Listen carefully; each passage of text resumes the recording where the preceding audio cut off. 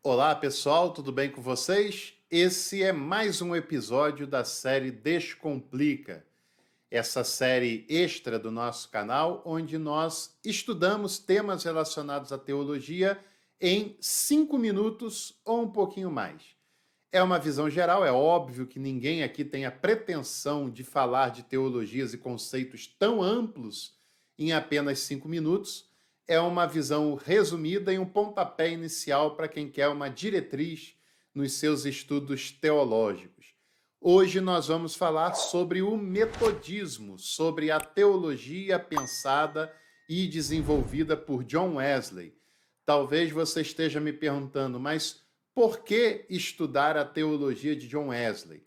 É claro que essa teologia ela não é absoluta, como nenhuma é. É claro que no tempo contemporâneo ela já foi bastante ultrapassada, mas é interessante conhecermos alguns dos seus postulados, porque esse pensamento não está presente apenas nas denominações de tradição metodista, como também está presente, ainda que limitadamente, nas igrejas de tradição pentecostal, porque os pensamentos de Wesley podem ser considerados o embrião do pentecostalismo, embora não tenha sido a sua intenção primária, né? O John Wesley viveu entre 1703 a 1791, 88 anos de uma vida não só longeva, como também muito produtiva. Ele era um intelectual que conhecia e escrevia sobre diversos temas do seu tempo. Foi um grande intelectual, aluno, acadêmico da Universidade de Oxford, um dos grandes centros intelectuais do seu tempo, do seu contexto. E ele deixou uma produtividade bastante interessante. Eu gostaria de citar alguns temas. Por exemplo, a sua fala de que o mundo era a sua paróquia. John Wesley não era um exclusivista, não achava que a obra de Deus, que a pregação se fazia apenas voltada para dentro, apenas voltada para a igreja, mas se fazia em qualquer lugar que tivesse oportunidade. E ele disse isso quando teve os púlpitos das igrejas anglicanas negados à sua pregação. E ele teve que se desconstruir, porque ele era uma pessoa que entendia que havia uma centralização do templo, da instituição, e na prática, e meio que na marra, teve que perceber que não podia ser só ali, até porque os púlpitos não estavam mais disponíveis para ele. E ele entende que o mundo era a sua paróquia, em qualquer oportunidade era uma oportunidade de se compartilhar o evangelho, né? Ele também era um homem profundamente ecumênico. Eu sei que, a não ser que você faça parte da igreja metodista tradicional, né, que era conhecida como a Igreja Metodista do Brasil, se você faz parte de qualquer outra igreja de tradição metodista ou pentecostal, passaram para você que o ecumenismo é uma coisa ruim. Isso é fruto de ignorância, de intolerância religiosa, de soberba, né? Porque John Wesley era um homem profundamente ecumênico, mesmo que no seu tempo esse termo ainda não tinha sido cunhado, esse termo é mais contemporâneo.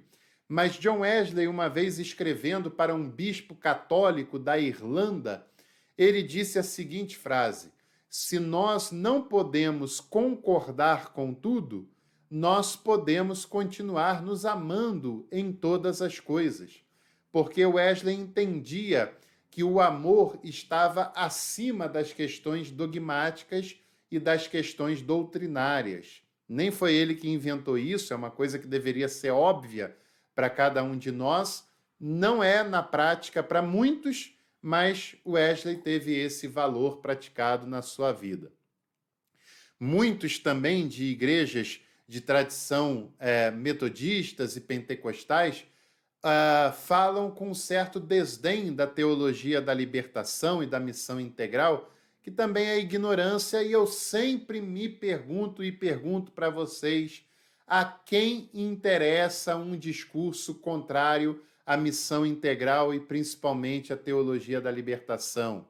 A quem interessa um posicionamento contrário a correntes teológicas que se preocupam com o pobre e com o necessitado.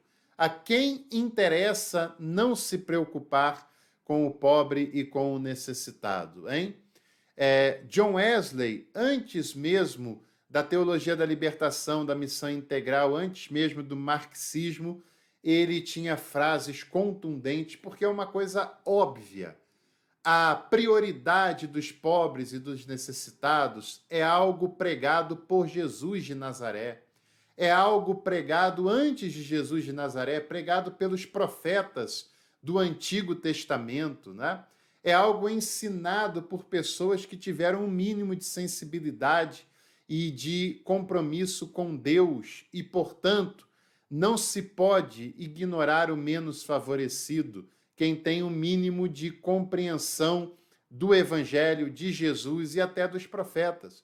E John Wesley tinha essa preocupação. Ele disse, por exemplo, a seguinte frase: ganhe o máximo de dinheiro que puder, né? A mente da teologia capitalista e da teologia da prosperidade já acha que é para enriquecer, para prosperar, mas não, ele continua na frase: economize o máximo de dinheiro que puder e doe o máximo de dinheiro que puder. É ganhar dinheiro para doar ao pobre, ao necessitado.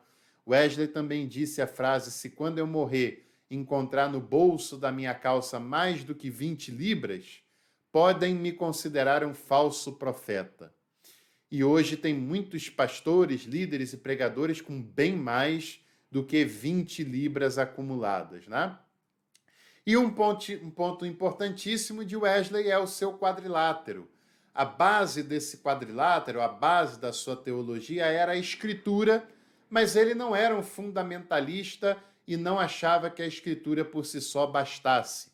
É a Escritura que deve ser lida à luz da experiência, que ele herda do empirismo inglês de John Locke, à luz da tradição da igreja, porque ele, como intelectual, sabia que não se pensa teologia com uma Bíblia isolada da tradição cristã, da igreja e da tradição, e também à luz da razão, porque somos seres racionais e devemos pensar racionalmente na teologia.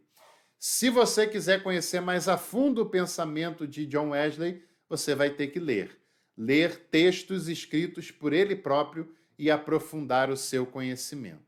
Se gostou, inscreva-se no canal, deixe seu like, compartilhe esse conteúdo e fica o meu convite para você estudar teologia completa, teologia sistemática, bíblica, pastoral, com calma, aqui no nosso curso livre. É só se tornar membro Café Completo e você começa a estudar hoje mesmo. Um abraço.